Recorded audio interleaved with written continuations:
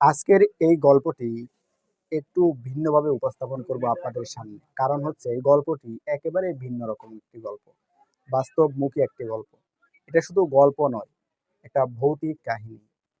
আপনাকে যদি বলা হয় যে আপনি ওই গাছের কাছেও যাবেন না। কারণ ওখানে গেলে আপনার মৃত্যু হতে পারে। ওখানে একটা অন্যায়ভাবে ১০০ বছর আগে একজনকে হত্যা করা হয়েছিল। এবং তাকে যখন অন্যায়ভাবে হত্যা করা হয় তখন সে প্রতিশোধ নেওয়ার জন্য ভূত হয়ে যায় এবং সে ১০০ বছর যাবৎ সেখানেই আছে এবং সেখানে যেই যায় সেই কিন্তু মৃত্যুবরণ করে, সে আর ফিরে আসে না। তো এমনই একটি ঘটনা, বাস্তব একটি ঘটনা নিয়ে আজকের এই গল্পটি সাজিয়েছি। আশা করি ধৈর্য সহকারে গল্পটি পুরো শুনবেন। তো এই গল্পটি বাস্তব একটি গল্প কিন্তু, এবং এটা হয়েছে নিশীথ নামক একটি যুবকের সাথে।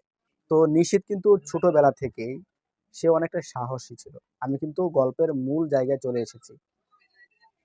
সাহসী হওয়ার কারণে তাকে ভয় পাওয়ানোর জন্য অনেক কিছুই করা হতো এলাকার মানুষ, কিন্তু সে ভয় পেত না। কারণ হচ্ছে সে সাহসী ছিল ছোট থেকে। তো ১০০ বছর পুরনো একটি গাছ, এবং সেই গাছে একটি আত্মা থাকে, ভূত যাকে বলা হয়, সেটা এলাকার মানুষ জানে, কিন্তু নিশীথ সেটা বিশ্বাস করে না। তো হঠাৎ বন্ধুদের সাথে চ্যালেঞ্জ নিল যে আমি সেখানে যাব এবং গিয়ে দেখব যে সেখানে আসলে কি আছে। তো কথা মতো সে সেখানে চলে গেল। চলে যাওয়ার পর তার বন্ধুদেরকে নিয়ে গেল।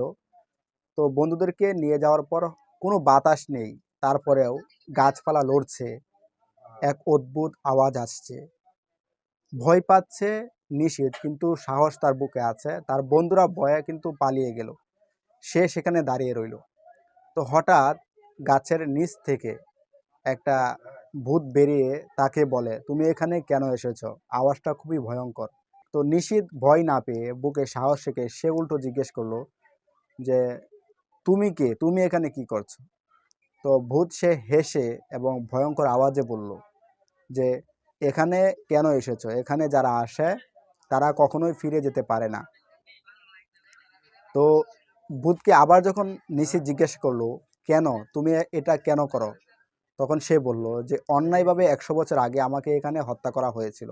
আমি প্রতিশোধ নেওয়ার জন্য এখানে এখনো পর্যন্ত ভূত হয়ে আছি। এটা কিন্তু বাস্তব ঘটনা। তো নিশীথ এই কথা শোনার পর সে সেখান থেকে পালানোর চেষ্টা করছে, কিন্তু সে পালাতে পারছে না, তার পাও আটকে গেছে। পিছন দিয়ে ভূত তার পাও টেনে ধরেছে, সে পালানোর চেষ্টা করছে, কিন্তু সে পালাতে পারছে না। তো এভাবে যখন সে ভূতের সাথে যুদ্ধ করতে শুরু করলো, এক পর্যায়ে সে জয়ী হয়ে সেখান থেকে পালিয়ে চলে আসলো। যখন সে পালিয়ে চলে আসে তখন তার মাথায় একটা বুদ্ধি কাজ করে, যে মুরব্বীরা বলেছিল যে গাছের নিচে কখনো ভয় পাবে না। সে এই কথা মাথায় রেখে সে কিন্তু ভয় পায় নাই। ওই সময় সে বুকে সাহস রেখে ভূতের সাথে লড়াই করে সে কিন্তু সেখান থেকে বেঁচে ফিরে আসে।